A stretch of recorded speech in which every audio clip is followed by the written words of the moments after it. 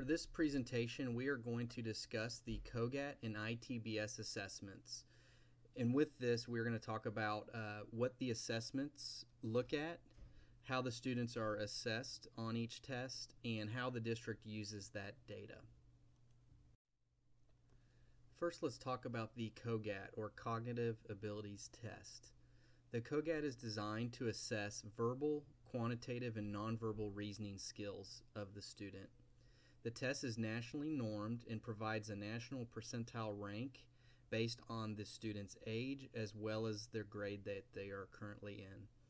The test is administered in Carroll to all 2nd, 4th, and 6th grade students as well as any student who is referred for the Quest program. And like we talked about at the beginning, there are 3 sections of the test: verbal, nonverbal, and quantitative, and we'll dive a little deeper into each of those a little later in the presentation.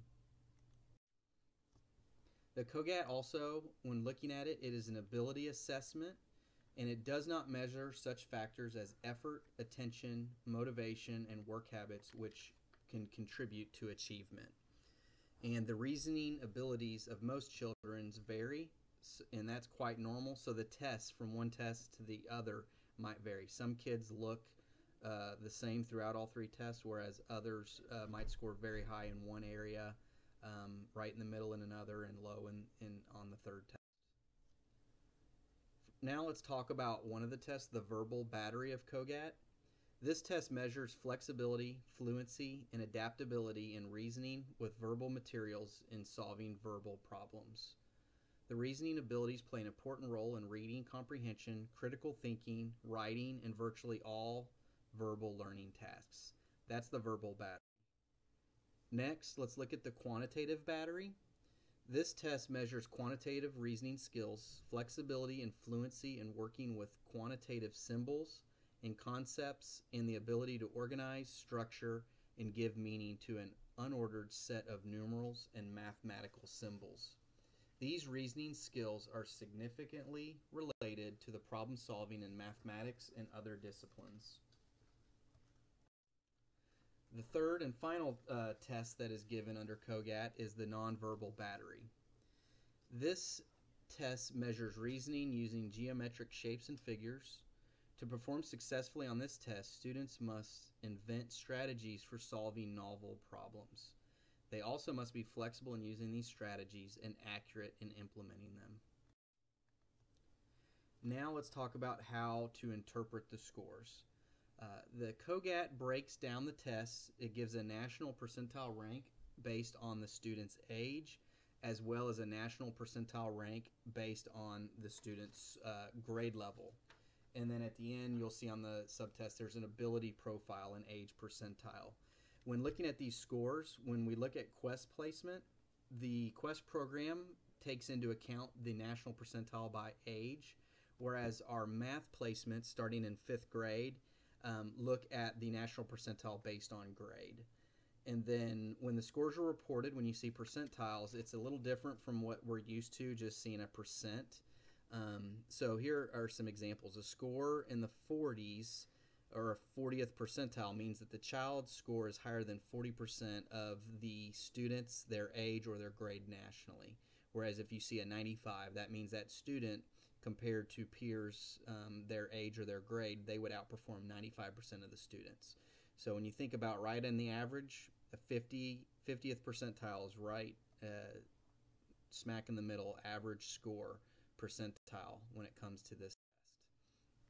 Here's a sample of what the report that you will receive when taking the test in 2nd, 4th, and 6th grade looks like. The top box is the Iowa test of basic skills, which we haven't talked about yet in this presentation. We will. The box right below that talks about the CogAT.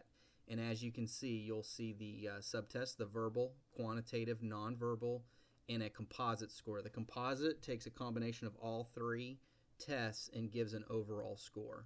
The next box you can see are the age scores, the percentile rank by age, and then the next box is by grade. And those will vary depending on how old the child is. If the child is old for their grade level, then the scores will look different, whereas if they're young for that grade. And then the final thing is that ability, that age percentile rank, which just kind of goes online based on the age when you look at that. So, for instance, this child's score, when you see the age, they were 50th percentile in the verbal. That's right smack in the middle. So if you compare them to 100 kids based on their age, they will outperform 50%. More than likely, this is a young student, because then you look at the grade score, they outperform 61%.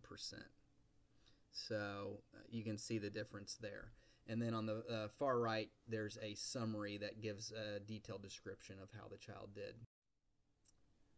I know this is a little blurry, this screen, but what I wanted to do is kind of just enlarge the category for the CogAT, so you can kind of see that followed the score we looked at, but then also created a chart down below here that just broke down. You can see the average ranges from the 25th percentile all the way up to the 75th, with 50 being right in the middle average, 25's on the low average range, 75th percentiles on the high average, so anything above 75 to 99's in the high range, and anything from the first percentile to 25 or 24th percentile falls in the low percentile rank. The next slide shows the second grade CogAT age percentile rank results overall, the district overall results, as well as Old Union. And you can see as a district and as a campus, we do exceptionally well on these tests. If you look from district to district, most districts don't look anything like what a district like Carroll looks like. To score in the 70th percentile or the 80th percentile, most districts would be happy if they could fall in the 50th percentile. So the scores look very well. This is second grade. This next slide here looks at the second grade results. So you can see how the district did, how Old Union did, and if you happen to have your child's results in front of you, you can kind of see how they compare to Old Union as well as how they compare to the district. And again, this is the age percentile rank. So we're looking at your score. There's age and there's also grade. Now let's move on to the ITBS, or the Iowa Test of Basic Skills. This test is designed to measure achievement, or what the student already knows academically. So when you think about CogAT, that is an ability test, whereas the ITBS is an achievement test.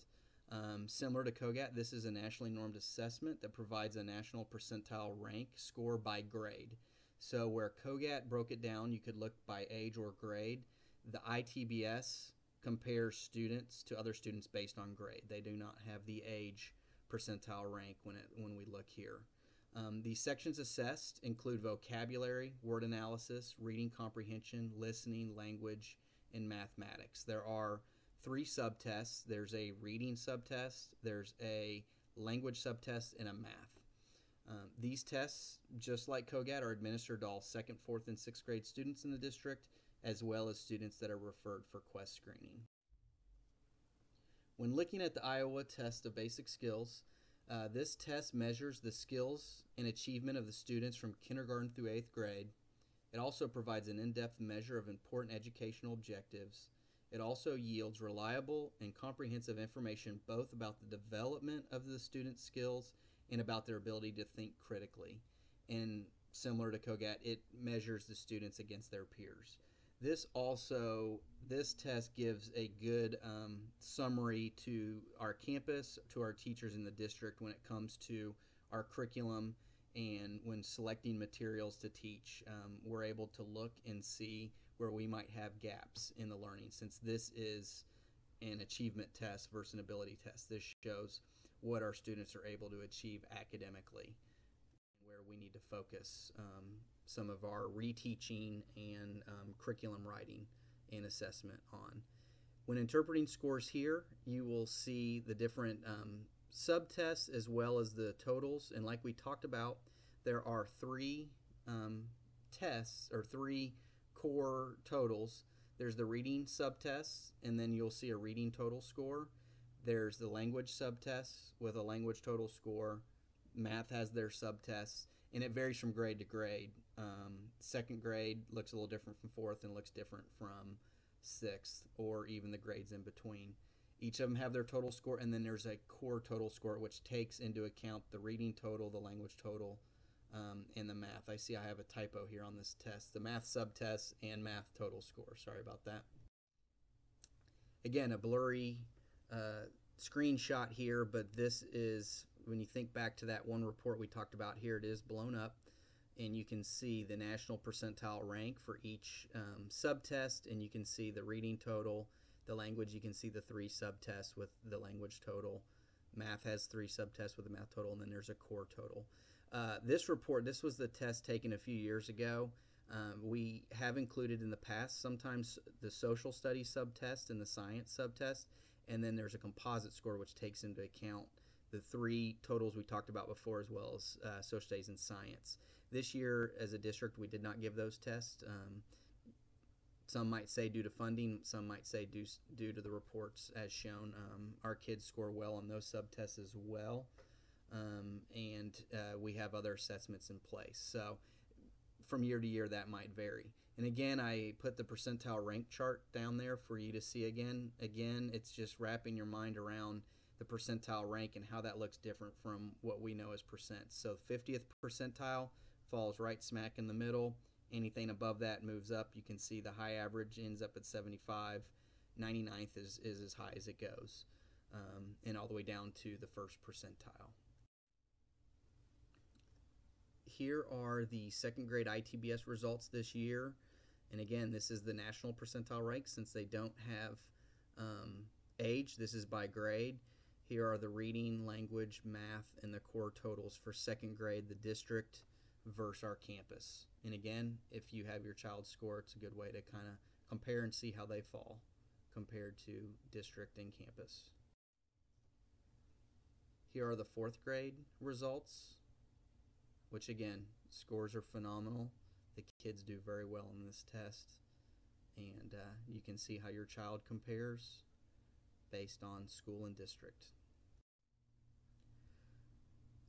Lastly, let's look at how Carroll ISD uses the results for both tests.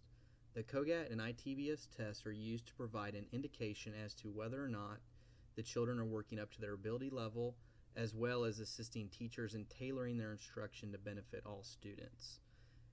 When looking at the results, the district uses both tests to screen for the gifted program entry, as well as using the scores for our 4th graders and our 6th graders when moving into intermediate and middle school for their math placement. And at the middle school, it also helps assist with science placement in those levels. This concludes our presentation on CogAT and ITBS. Hopefully we were able to answer any questions you might have had or given you further insight.